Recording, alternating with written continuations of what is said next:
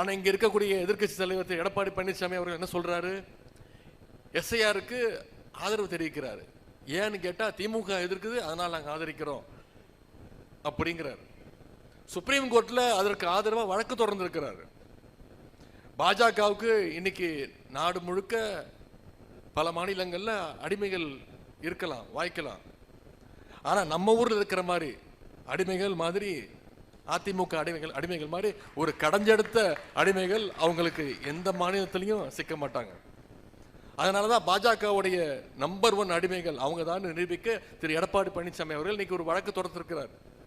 இந்த நேரத்தில் பேரறிஞர் அண்ணா சொன்ன ஒரு சின்ன கதையை, ஒரு உதாரணத்தை இங்கே குறிப்பிட நான் விரும்புகின்றேன். திருவிழா கூட்டத்தில் ஒரு திருடன் பிக் பாக்கெட் அடிச்சிடறான். பணத்தை பறி கொடுத்தவன் ஐயோ திருடன் திருடன்னு கத்துறான். உடனே கொஞ்சம் பேர் அந்த திருடனை பிடிக்கிறதுக்கு ஒரு பக்கம் ஓடுவாங்க. அந்த கூட்டத்தில் திருடனே இன்னொரு திருடனை செட் பண்ணி வேடிக்கை பார்க்குற மாதிரி செட் பண்ணி வச்சிருப்பான். அந்த திருடன் எல்லாரையும் டைவர்ட் பண்ணணுன்னு திருடன் இந்த பக்கம் ஓடனா அப்படின்னு எல்லாரையும் டைவர்ட் பண்ணுவான், மக்களை திருப்பி விடுவான். இதனால அந்த திருடன் எஸ்கேப் ஆகிறதுக்கு அவன் வழிவகுத்து கொடுப்பான்.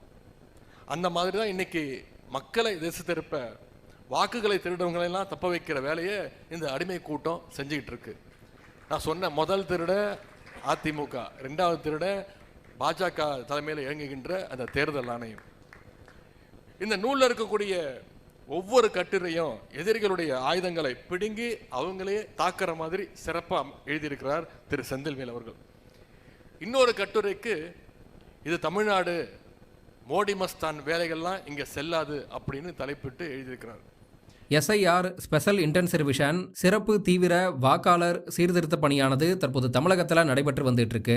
இந்த எஸ்ஐஆர் பணிகளை தற்போது வேகமாகவே நடத்தி முடிக்கணும் அப்படின்னு மத்திய அரசு முடிவெடுத்திருப்பது தமிழகத்தில் நிறைய பேருக்கு வாக்குரிமையை பறிக்கக்கூடிய ஒரு செயலா அமையும் அப்படின்னு பாஜக மற்றும் அதிமுக தவிர்த்து தமிழகத்தோட மற்ற எல்லா கட்சிகளுமே இந்த எஸ்ஐஆருக்கு தங்களோட எதிர்ப்பு கருத்துக்களை தெரிவிச்சிட்டு வராங்க.